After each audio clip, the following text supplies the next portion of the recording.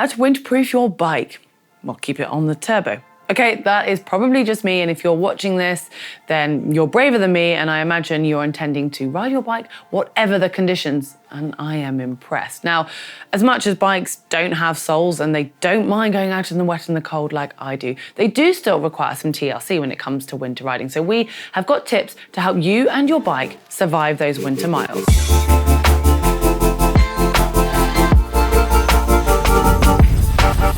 Just a quick reminder to click on the globe and subscribe so you get all of our videos. And whilst you're at it, why not hit the bell icon and you'll be notified every time a new video comes out.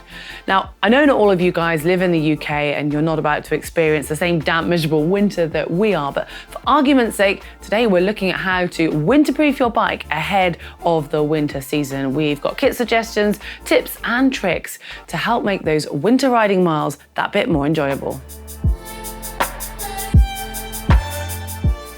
Mudguards. These have to go top of the list, surely. No, not for aesthetics, they will ruin the look of your flash-looking bike. However, they will protect it and protect your arse, and they will also protect your friends. And that one's rather important, as without them, you could well find yourself riding solo, as nobody wants to be riding behind someone and getting the mud and dirt flicked up into their face. And that leads me on to the arse saver. It is literally just that. Use it only in an emergency, as it's purely going to protect your arse, not your bike, and not the riders behind you.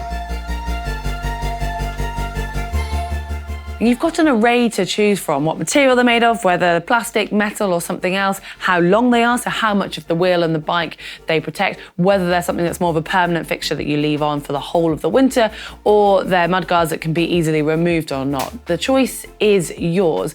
Now, I do find some people just put a mudguard on the back, and that's obviously going to protect people behind you, but I would personally say if you're going for the effort of putting on mudguards, you might as well put it on the front as well, as that protects you and a bit more of your bike.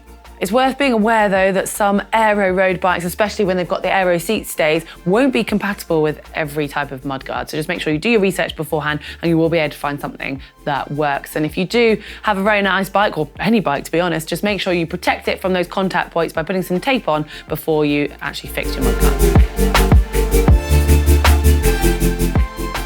Onto tyres. Now, sadly, when the roads are wet, there's muck coming out of the hedges, there's thorns falling off trees and general debris on the road. Punctures are more likely to happen, and it seems to always be on that cold, wet ride that you get the puncture. But you can reduce the chance of this by changing up your tyres into something that's more resilient. So look for a winter or four-season type of tyre, and that should reduce the chance of getting punctures. Now, I know it does involve a bit of investment, both financially and in the time of changing the tyres over, but I reckon you will not regret it. If you are caught on the side of the road having to try and change a puncture when your hands are so cold they won't really function, you're towards the end of a long ride and all you want to do is get home, I bet you will wish you had bothered changing those tyres. And just a quick note as well, when the roads are slippy in the winter and you're riding these tyres, you might want to just lower the PSI ever so slightly to help with the grip, and as usual, avoid any white lines or any grids when you're going around corners. On the note of punctures, make sure you're prepared. I would suggest having a saddlebag with all of the basics in it, and ideally you should be able to sort out any basic mechanical, and I would suggest as the bare essentials having an inner tube, tyre levers, a pump, a multi-tool, and potentially even a CO2 canister, which will just help speed things up when you are rather cold and trying to fix that puncture. Now obviously you should always be self-sufficient, but when it comes to the winter, it's that bit more vital.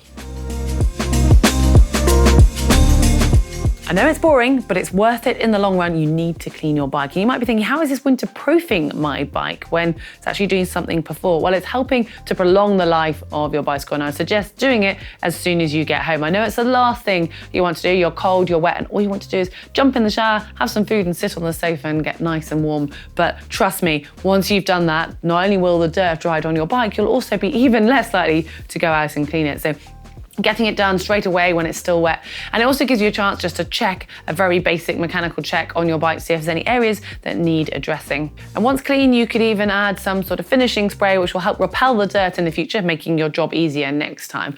And then there's the chain as well. Keep an eye on that. And remember, if you've been riding in the summer and you've been using dry lube, the winter is time to switch to the wet lube to protect that chain.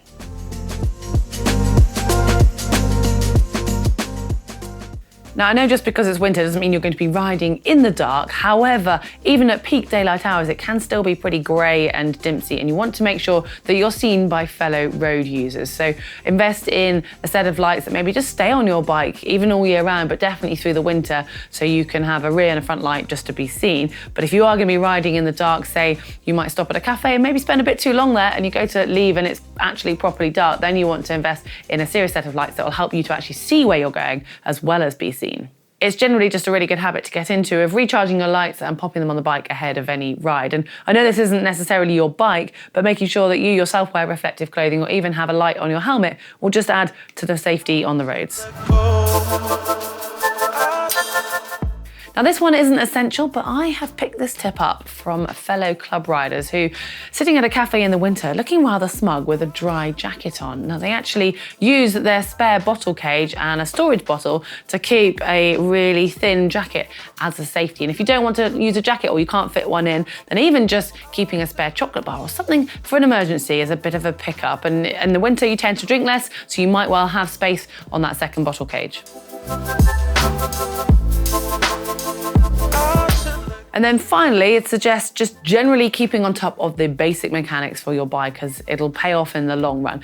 In the winter, things tend to wear out a little bit quicker as just everything's getting dirty and wet. When it comes to rim brake bikes, well, you need to keep an eye on those brake pads, as they will also be susceptible to wearing that bit quicker. And I know it's not necessarily winter specific, but do keep an eye on the length of your chain, because being able to replace that before it gets too long will actually protect your cassette and save you money in the long run as well. Now, I think that's a pretty extensive list, but if there's any specifics that you think we've missed, you know what to do. Please share in the comment section below so we can all make sure that our bikes are winter ready.